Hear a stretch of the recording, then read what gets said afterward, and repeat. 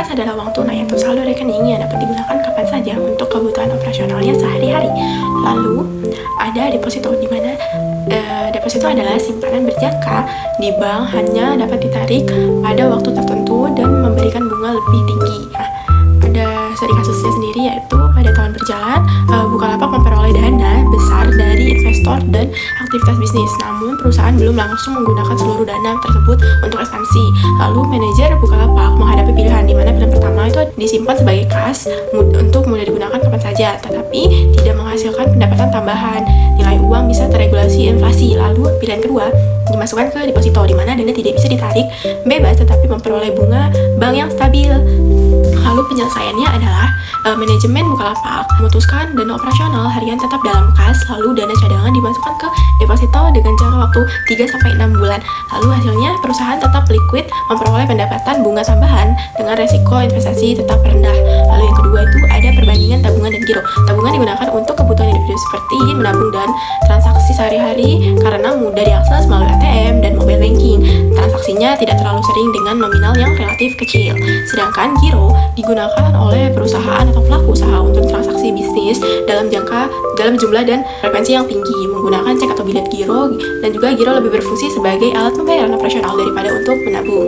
Lalu contoh kasus individunya yaitu ada tabungan, di mana seorang mahasiswa di Universitas Lampung membuka rekening tabungan di Bank Syariah Indonesia, di mana situasinya mahasiswa ini menerima kiriman uang dari orang tua, terus pembayaran freelance design, serta pembayaran kuliah online yang ia butuhkan di rekeningnya. Nah, dan juga mudah diakses, dan juga biaya admin yang kecil, serta bisa bertransaksi digital. Nah, penyelesaiannya adalah mahasiswa ini bisa memilih tabungan karena dapat ditarik tunai kapan saja dan tersedia di mobile banking, cocok untuk kebutuhan pribadi. Nah, tabungan juga memberikan kemudahan transaksi tanpa kebutuhan administrasi bisnis. Lalu contoh kasus bisnisnya pada giro yaitu perusahaan logistik PT JNE Express melakukan ribuan transaksi pembayaran setiap bulannya kepada vendor kendaraan, supplier keamanan, dan mitra cabang daerah. Dimana permasalahannya adalah jika memakai tabungan, ada batas transfer yaitu tidak berefisiensi, transaksi besar, sulit melakukan pembayaran massal. Lalu penyelesaiannya bagaimana? Penyelesaiannya adalah perusahaan menggunakan rekening giro karena bisa menggunakan bilet giro, dan pembayaran nominal besar lebih aman, memudahkan pencatatan akuntansi. Lalu di sini ada proses clearing, di mana proses clearing itu nasabah melakukan pembayaran antar bank dengan menggunakan cek, giro ataupun transfer. Lalu bank penerima menerima transaksi dari nasabah, dan data transaksi dikirim ke sistem clearing Bank Indonesia. Lalu Bank Indonesia menghitung kewajiban antar banknya dan dilakukan penyelesaian dana. Lalu dana masuk ke rekening penerima. Terus hubungan clearing dengan kredit adalah banyak pembayaran cicilan kredit perusahaan dilakukan menggunakan cek atau giro, sehingga penarikannya harus melalui proses clearing terlebih dahulu. Lalu ada kasusnya yaitu Bank Sentri tidak dapat mengikuti clearing di tahun 2008, di mana bank ini mengalami masalah teknis karena terlambat menyetor dana awal pre-fund yang wajib disediakan sebelum mengikuti sistem clearing Bank Indonesia. Permasalahannya, bank tidak dapat mengikuti proses clearing harian, transaksi antar bank, nasabah menjadi tertunda, dan pembayaran kredit nasabah berpotensi gagal di prosesnya. Lalu penyelesaiannya, bank segera memenuhi kewajiban dana pre-fund setelah dana tersedia. Bank kembali mengikuti clearing secara normal. Lalu yang keempat ada mekanisme inkaso, di mana nasabah menyerahkan cek giro ke bank, lalu bank pengirim menagih ke bank tertarik, dan bank tertarik memeriksa dana. Nah, jika dana tersedia, maka dana ditransfer. Jika tidak tersedia, maka inkasonya akan ditolak.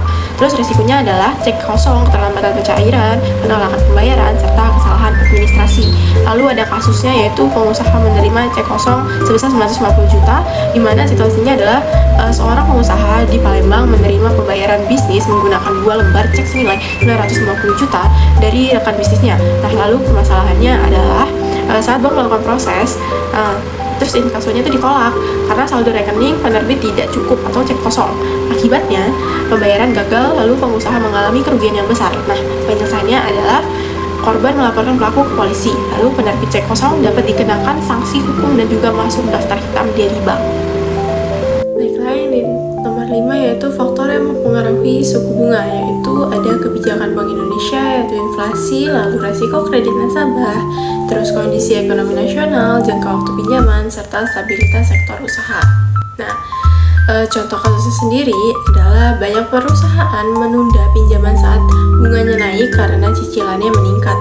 Dan resiko gagal bayar bertambah karena fenomena umum kebijakan dari moneter Bank Indonesia, di mana situasinya sendiri adalah sebuah UMKM restoran ingin mengambil kredit sebesar 300 juta untuk membuka cabang baru, yang awalnya bunga kredit itu sebesar 8%, lalu cicilannya masih ringan, namun kemudian bunga naik menjadi 12%. Permasalahannya yaitu cicilan meningkat secara signifikan.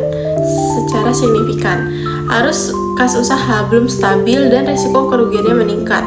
Lalu penyelesaiannya adalah pemilik usaha menunda pengambilan kredit lalu menambahkan modal dari keuntungan usaha terlebih dahulu. Dan di sini ada 4 contoh soal jenis suku